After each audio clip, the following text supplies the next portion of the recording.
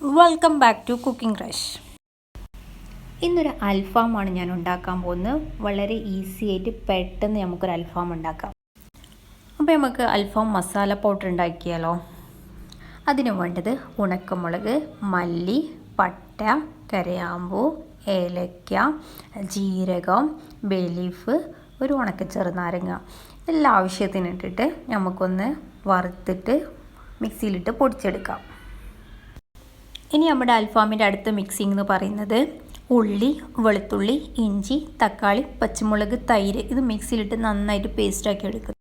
ഇനി നമ്മൾ ഉള്ളി തക്കാളി പേസ്റ്റെല്ലാം ഒരു പാത്രത്തിലോട്ട് മാറ്റാം. ഞാൻ ഇവിടെ യൂസ് ചെയ്തിട്ടുള്ളത് ഒരു ഉള്ളി, ഒരു തക്കാളി, കുറച്ച് വെളുത്തുള്ളി, ഒരു ചെറിയ പീസ് ഇഞ്ചി, ഒരു 4 പച്ചമുളക്, കുറച്ച് തൈര് എല്ലാം മിക്സിയിലിട്ട് അടിച്ചെടുത്താണ് ഈ പേസ്റ്റ്.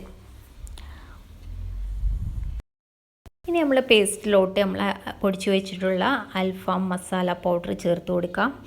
ആവശ്യാനുസരണം ചേർത്താൽ മതി. ഓവറായിട്ട് മസാലപ്പൊടി ചേർത്ത് കഴിഞ്ഞാൽ അതിൻ്റെ ടേസ്റ്റ് മാറിപ്പോവും. പിന്നെ ആവശ്യത്തിന് ഉപ്പ്, ഇനി ഒരു 1/2 ടീസ്പൂണ് മഞ്ഞൾപ്പൊടി ഇട്ട് കൊടുക്കാം. അതിന് ശേഷം 1 ടീസ്പൂണ് ചെറുനാരങ്ങ നീര് നമുക്ക് ഒഴിച്ച് കൊടുക്കാം.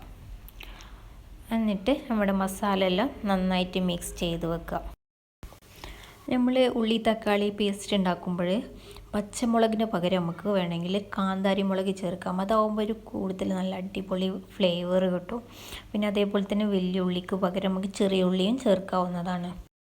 അപ്പോൾ നമ്മളെ മസാല റെഡി ആയിട്ടുണ്ട്. അതിലേക്ക് നമുക്ക് കഴുകി വൃത്തിയാക്കി വെച്ചിട്ടുള്ള ചിക്കൻ ഇട്ടിട്ട് നന്നായിട്ട് മിക്സ് ചെയ്യാം. ഞാൻ ചിക്കൻ്റെ സൈഡിൽ ഒന്ന് കത്തി കൊണ്ട് വരഞ്ഞു കൊടുത്തിട്ടുണ്ട്. ഇനി ഇത് ഒരു ഓവർനൈറ്റ് ഫ്രിഡ്ജിൽ വെച്ച് കഴിഞ്ഞാൽ ചിക്കനിൽ നന്നായിട്ട് മസാല പിടിക്കും.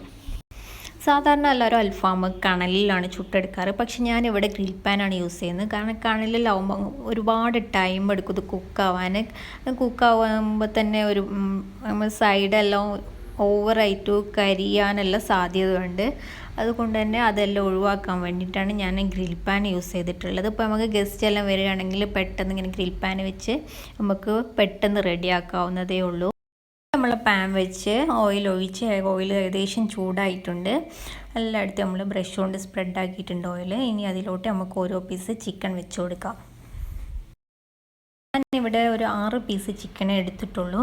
നമുക്ക് വേണമെങ്കിൽ ഒരു 8 9 10 ചിക്കൻ്റെ പീസ് വരെ ഇതിലുണ്ടാക്കാവുന്നതാണ്. പക്ഷേ ഇതൊരു ചെറിയ പീസ് ചിക്കൻ ആയതുകൊണ്ട് നമുക്ക് 10 പീസ് ചിക്കൻ വരെ ഇതിലുണ്ടാക്കാം. പക്ഷേ ഒരു വലിയ പീസാക്കിയിട്ടാണെങ്കിൽ നമുക്ക് 3 പീസെല്ലാം ഇതിൽ നമുക്ക് ഒറ്റ ട്രിപ്പിന് തന്നെ ഉണ്ടാക്കിയെടുക്കാവുന്നതാണ്. ഒരു 10 മിനിറ്റ് കൂടുമ്പോൾ നമുക്ക് ചിക്കൻ അങ്ങോട്ടും ഇങ്ങോട്ടും മറിച്ചിടാം.